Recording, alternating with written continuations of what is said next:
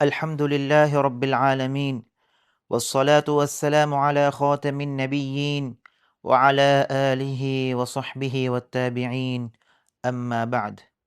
میرے مؤمن بھائیو بہنوں، دعا یہ اللہ اور اس کے بندے کے درمیان کھینچی گئی ایک رسی ہے۔ پس بندہ رب تعالیٰ کے رضا، رحمت اور جنت کی امید پر اس کی طرف اپنے دونوں ہاتھ اٹھاتا ہے، اس سے اس کی مغفرت، چشم پوشی اور معافی طلب کرتا ہے، اس سے دارین کی خیریں مانگتا ہے۔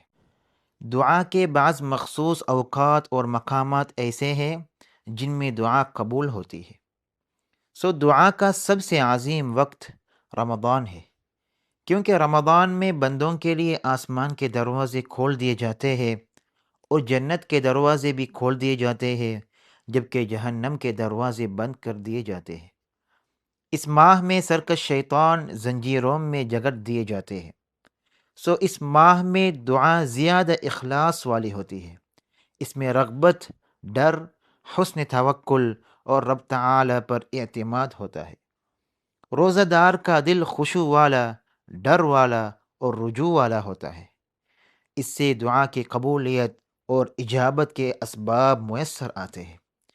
ایک مسلمان رمضان میں فرصت کے لمحات سے فائدہ اٹھانے میں کوتاہی نہیں کرے، بالخصوص رات کے آخری پہر میں، جس میں رب تعالی آسمان دنیا پر اتر آتے ہیں اور اپنے بندوں سے مطالبہ کرتے ہیں کہ وہ اس سے دعا مانگے اور اس سے سوال کرے۔ رب تعالی ان کی پکار سنتا ہے اور جو بے اقرار سے پکارے اس کے پکار کا جواب دیتا ہے۔ دعا کے متعدد فضائل، ثمرات اور فوائد ہے۔ دعا رب تعالی کی طاعت اور اس کے حکم کی تابعداری ہے۔ ارشاد باری تعالی ہے، وقال ربکم ادعونی استجب لکم، اور تمہارے رب نے ارشاد فرمایا ہے کہ تم مجھ سے دعا کرو، میں تمہاری دعا قبول کروں گا۔ دعا عبادت ہے۔ حضرت نعمان بن بشیر رضی اللہ عنہ سے روایت ہے کہ نبی کریم صلی اللہ علیہ وسلم نے ارشاد فرمایا، رب تعالی کے نزدیک دعا سے بڑھ کر عزت والی چیز کوئی نہیں۔ دعا مانگنے والے کو چاہیے کہ دعا مانگنے کے آداب کا ضرور التزام کرے۔ دعا کا ایک ادب یہ ہے کہ ہمیشہ خیر کی دعا مانگی جائے، دعا میں جلد بازی سے بچے، رب تعالی سے نیک گمان رکھے، دل کے استحضار کے ساتھ دعا مانگے، کھانا پینا حلال رکھے اور دعا وغیرہ میں زیادتی کرنے سے بچے۔ دعا سے پہلے رب تعالی کی حمد و ثنا بیان کرے اور نبی کریم صلی اللہ علیہ وسلم پر درود و سلام بھیجے، اپنے گناہوں کا اقرار کرے، خطاؤں کا اعتراف کرے، دعا کو گریہ وزاری، خشوع و خضوع اور پورے جزم و یقین کے ساتھ مانگے۔ مانگنے میں پختہ ارادہ ہو، دعا کے مناسب اوقات میں دعا مانگنے کا التزام کرے، قبلہ رو ہو کر دعا مانگے، اپنے ہاتھوں کو اٹھا کر رکھے، باوضو ہو کر دعا مانگے اور رب تعالی کے اسماء و صفات کے وسیلہ سے دعا مانگے، تاکہ یہ دعا قبولیت کے قریب تر ہو جائے۔ بعض تابعین سے منقول ہے کہ رمضان کے اول میں ان الفاظ کے ساتھ دعا مانگے، اے اللہ تو مجھے رمضان کے لیے سلامت رکھ اور رمضان کو میرے لیے سلامت رکھ اور اس کو مجھ سے قبول کر لے۔ روزہ دار کی دعا مقبول اور مستجاب ہوتی ہے۔ حضرت ابو ہریرہ رضی اللہ عنہ سے روایت ہے کہ نبی کریم صلی اللہ علیہ وسلم نے ارشاد فرمایا، 3 دعائیں مستجاب ہی ہوتی ہے، روزہ دار کی دعا، مسافر کی دعا اور مظلوم کی دعا۔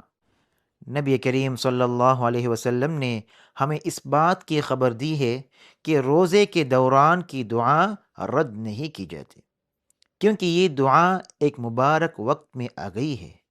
رب تعالی روزہ دار کو رمضان میں ایک ایسی دعا عطا فرماتے ہیں کہ اس میں وہ جو بھی دعا مانگے رب تعالی اس کو قبول فرماتے ہیں۔ ارشاد نبوی صلی اللہ علیہ وسلم ہے کہ رمضان میں ہر دن اور رات میں کچھ لوگ ہیں جو اللہ کے لیے جہنم سے آزاد کیے جاتے ہیں، اور ان میں سے ہر بندے کی ایک مستجاب دعا بھی ہوتی ہے۔ ایک مسلمان کے لیے شب قدر میں جو دعا مانگنا مستحب ہے وہ یہ ہے کہ وہ رب تعالیٰ سے معافی کی دعا مانگے۔ سیدہ عائشہ صدیقہ رضی اللہ عنہا سے روایت ہے، وہ فرماتی ہے کہ میں نے عرض کیا، اے اللہ کے رسول صلی اللہ علیہ وسلم، آپ صلی اللہ علیہ وسلم بتلائیے تو کہ اگر مجھے معلوم ہو جائے کہ کون سی شب قدر ہے تو میں اس میں کیا دعا مانگوں۔ آپ صلی اللہ علیہ وسلم نے ارشاد فرمایا، تم یہ دعا مانگنا، اللہم انک عفو تحب العفو فاعف عني، اے اللہ بے شک تو معاف کرنے والا ہے اور معاف کر دینے کو پسند فرماتا ہے، سو تو مجھے معاف فرما۔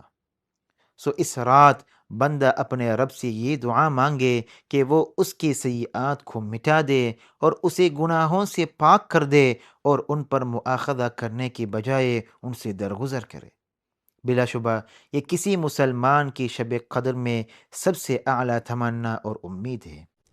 بعض متعین مواقع پر خاص خاص دعائیں مشروع ہے، جیسے روزہ کھولتے وقت روزہ دار کی یہ دعا، ذہب الظمأ، پیاس چلی گئی، وابتلت العروق، رگیں تر ہو گئی، وثبت الاجر انشاء اللہ، اور انشاء اللہ اجر ثابت ہو گیا۔ قرآن کریم میں آیات صیام کے دوران دعا کی حکم کی آیت آئی ہے۔ ارشاد باری تعالی ہے، وَإِذَا سَأَلَكَ عِبَادِي عَنِّي، اور اے پیغمبر جب تم سے میرے بندے میرے بارے میں دریافت کرے، فَإِنِّي قریب، تو کہہ دو کہ میں تو تمہارے پاس ہوں، اجیب دعوت الداع اذا دعان، جب کوئی پکارنے والا مجھے پکارتا ہے تو میں اس کی دعا قبول کرتا ہوں۔ فَلْيَسْتَجِيبُوا لِي وَلْيُؤْمِنُوا بِي لَعَلَّهُمْ يَرْشُدُونَ، تو ان کو چاہیے کہ میرے حکموں کو مانیں اور مجھ پر ایمان لائے تاکہ نیک راستہ پائے۔ امام بیضاوی رحمہ اللہ فرماتے ہیں، جان لے کہ رب تعالی نے جب ایمان والوں کو ماہ رمضان کے روزے رکھنے اور گنتی کی رعایت رکھنے کا حکم دیا اور انہیں تکبیر اور شکر کے وظائف کے ساتھ شب بیداری کی ترغیب دی ہے، تو اس کے بعد یہ آیت ذکر فرمائی جو بتلاتی ہے کہ رب تعالی ان کے جملہ احوال سے باخبر ہے، ان کے اقوال کو سننے والا، ان کی دعا کو قبول کرنے والا اور ان کے اعمال کا انہیں بدلہ دینے والا ہے۔ رب تعالی نے یہ بات تأکید کے ساتھ بھی ارشاد فرمائی ہے اور اس کی ترغیب بھی دی ہے۔ پھر اس کے بعد رب تعالی روزے کا احکام بیان کرتے ہیں۔ ہم رب تعالی سے اس کے فضل و کرم کا اور اس بات کا سوال کرتے ہیں کہ وہ ہمیں دعا مانگنے کی توفیق دے اور ہماری دعاؤں کو قبولیت اور اجابت سے نوازے۔ وصلی اللہ علی نبینا محمد وعلی آلہ وصحبہ اجمعین۔